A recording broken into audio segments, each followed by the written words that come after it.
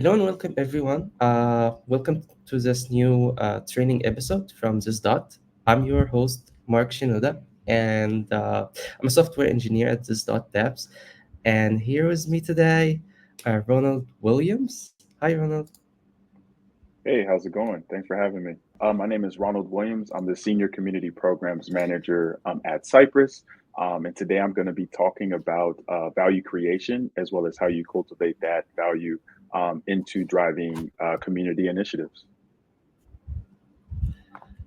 Amazing.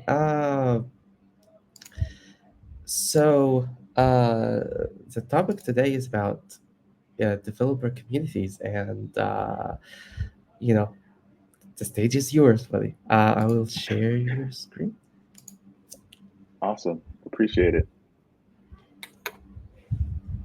All right. So I think we can dive real into it. Already did the introduction, but again, name is Ronald Williams, Senior Community Programs Manager at Cypress. I've been working with developer communities for about 2.5 years now, and I've learned a lot through my experience there. And today I wanted to bring one of the what I consider more important learnings, which is working with developer communities and sharing the value that you create through community.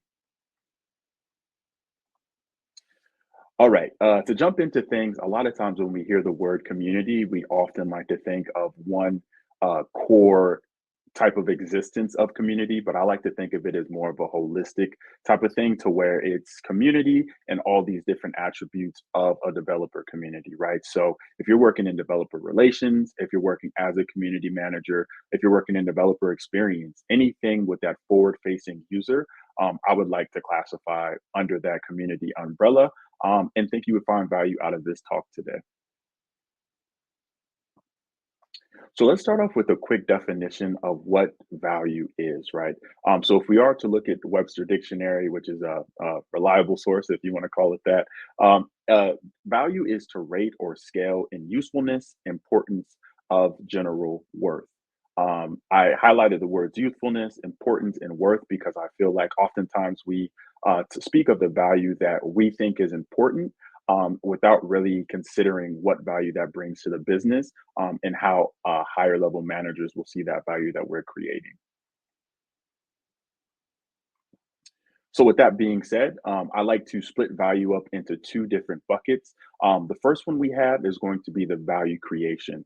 Now, oftentimes this comes with a lot of intrinsic feeling, meaning like this is something that makes you feel good, it makes you feel great about it, but it's only really the early stage of the value that you're creating.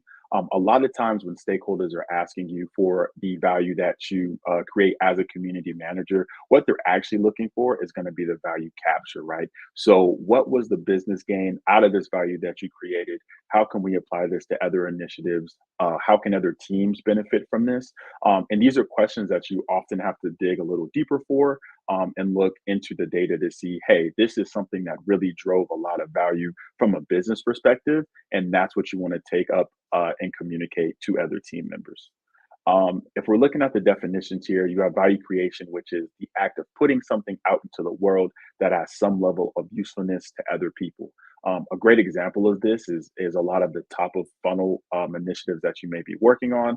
These are things that can get high numbers, but as we move lower into the funnel, we like to see, maybe it be a conversion, a new customer, a new user, more adoption. That's when we kind of move into the value capture, which is defined as the process of retaining some percentage of value provided in a specific interaction.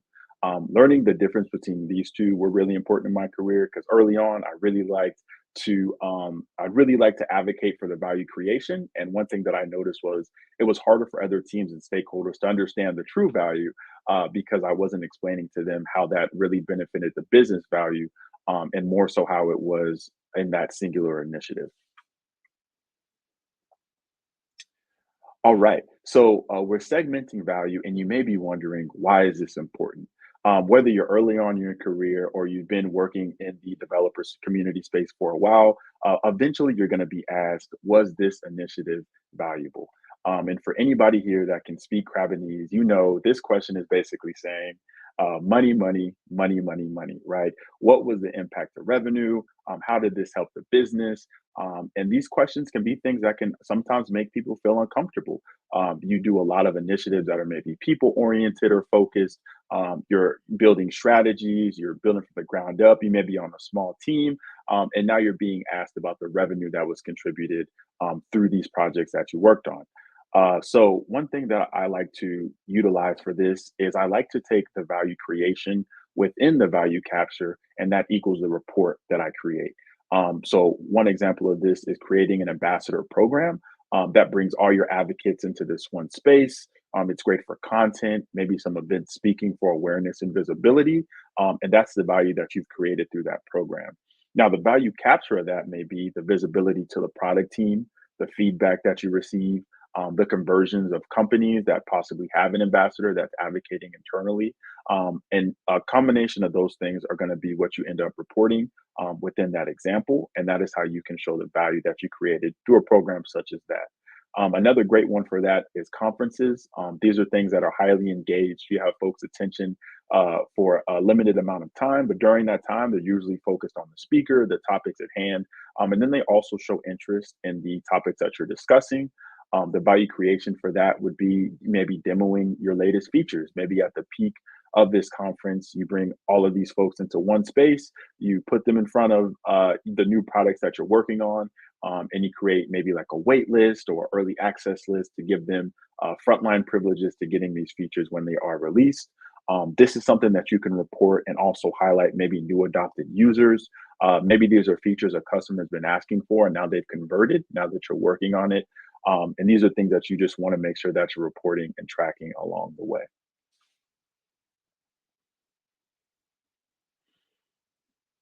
All right. So to keep things simple, rather than creating, various strategies on reporting revenue, I simply just take ROI, which is often what the question is, and I give them IOR, which we define as the impact on revenue. So some of those key terms that you want to highlight when talking about the impact that you have and the value that you created. I know these may not be community centric terms, but these are definitely terms that stakeholders are going to be looking for, are going to be things such as conversions, retained members, influence members. So maybe these are folks that weren't directly impacted by a program that you're working on, but eventually down the road, they stayed engaged and now they're a customer or a new user. And then also expansion. Maybe they had a product already. You're hosting office hours, you're advocating for it on social, and now they become deeply ingrained into the customer journey. This is something else that you'd like to highlight and speak on when you're creating that impact on revenue.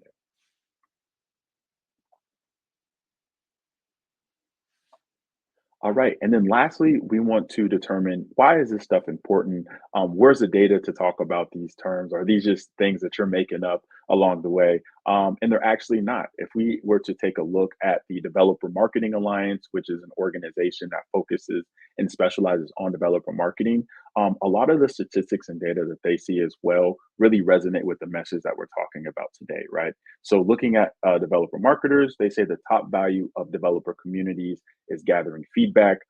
Anyone who's been involved in a feedback loop knows how hard it is to get a hand raiser to say, hey, I want to be a part of this. Having a community and the value that that brings is having this direct line of contact to people that want to speak to you about your product. You're not going out into the wild. You're not cold reaching out to people. These are folks that have technically already raised their hand by initiating the relationship with the product that you're creating. The next one we have here is the top three advantages of developer communities. We have creating ambassador programs for a product. Highly recommend that. That comes in at 83.3%, which means that there's a lot of popularity around the advocacy that ambassadors can bring. You also have understanding the developer audience on a deeper level.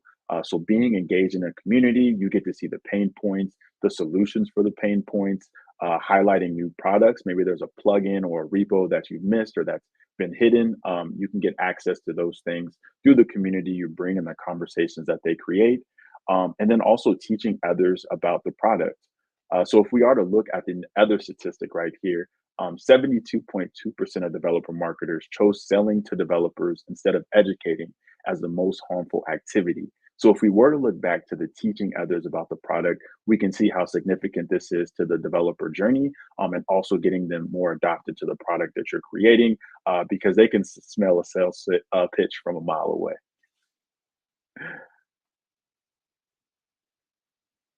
All right. So to recap on what we spoke about today, with some of the key takeaways we have here, I really wanted to highlight and drive the fact that community is omnipresent in developer ecosystems.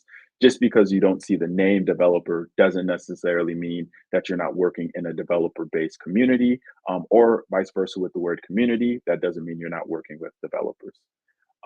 Understanding the difference between value creation and value capture. Value creation are those intrinsic wins that you get that you feel really good about. Maybe they're not as valuable for reporting and they're not things that folks can take action on.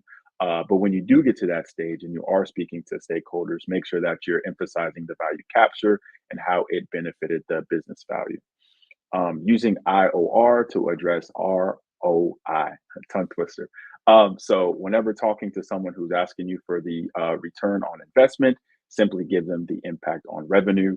And to report that, you take the value creation plus the value capture to create your report. And also, it really tells a better story to understand where the value started, how it ended, and how you got to that point. And then the last one we have here is a reminder that you're already adding significant value. I think sometimes we like to create new programs rather than refine the things that are technically already working. They just need a little more structure and maybe a little more insight to really get to the point that we want them to be. Starting from scratch can be a lot, especially on a small team. So I always advise folks to kind of take a look at what you're already doing, see what can be scaled, what can be pushed back possibly, and just focus on those things that are really getting the value to the place that you need it to be. And that is my presentation on value today. Thanks for tuning in and watching this video. I do have some content that you can look at to dive deeper into some of these topics. We have an ambassador guide to getting started with an ambassador program.